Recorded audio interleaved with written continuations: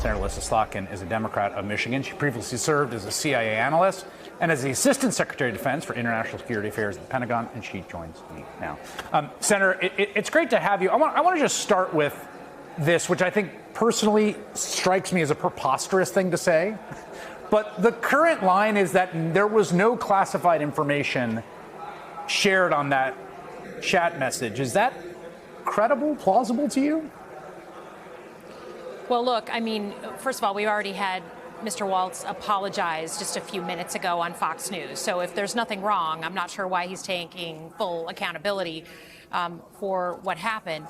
But look, based on what we have, when you provide operational details on the movements of U.S. forces in a dangerous, violent theater, when you talk about specific weapons, specific times for an assault, specific sequencing of an assault, of an action, that is inherently very dangerous for the troops on the ground, for the troops on the ships who are trying to, perform this operation, and it puts them at risk and therefore is considered classified information. I've never seen it any other way.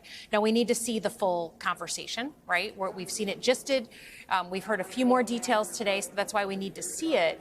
But I think the conversation, I just want to make sure we don't lose why this is such a big deal, right?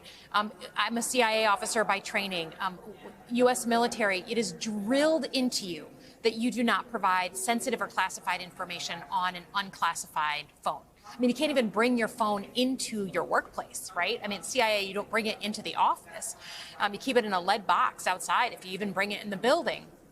So why? Why are we so protective? Why do we train everyone who comes in to be so careful? Because there are human beings who can lose their lives on the other side of this. And I think I don't want that to be lost in kind of the he said, she said. We have a bunch of U.S. forces being moved into the area around Yemen. They're leaving their families. Many of them were just extended. They were supposed to be coming home at the end of April. They just were told that now it's going to be August. And then they see this story. Right? And I've been hearing from a lot of spouses today, a lot of family members of folks who are on those missions who are just like, are you kidding me? We are told we can't even talk to our kids about where our loved ones are for operational security.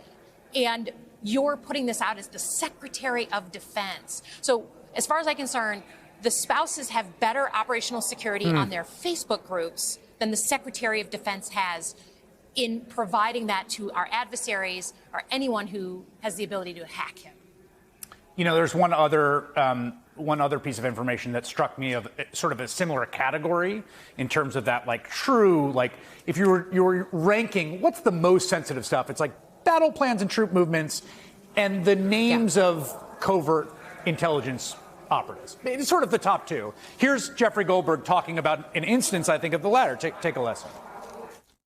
There's a covert CIA operative named on the thread, right? So I mean, I withheld her name from this. They named somebody who's an active CIA officer in this thread, which is on Signal, again, a commercial app in which I'm watching.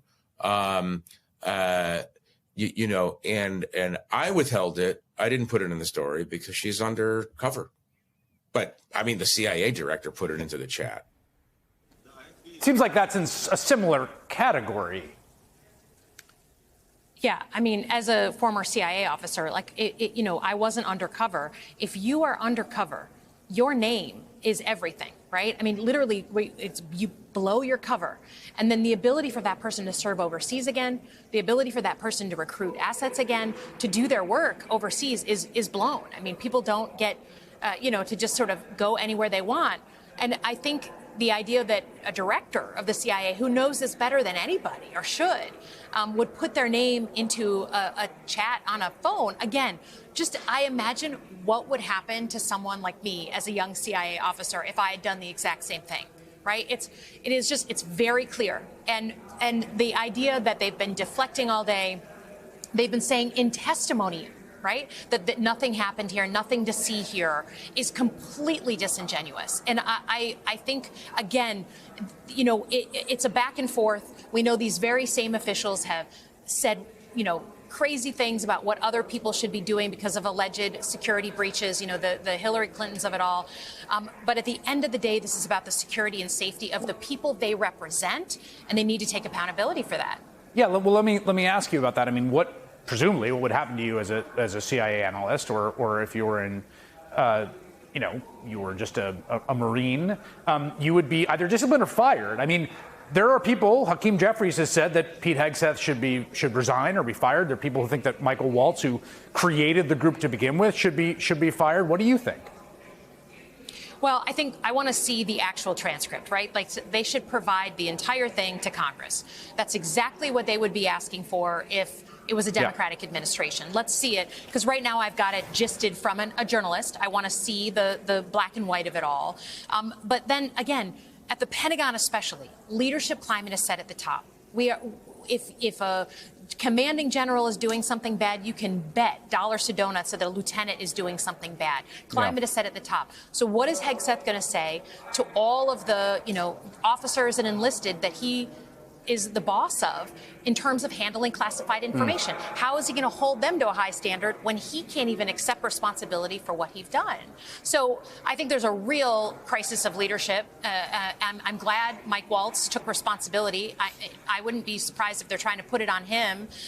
But the truth is, as I read that chat, Mike should have never started that chain, but the Secretary of Defense should never put operationally sensitive details in an open, unclassified forum like that. It's absolutely unheard of.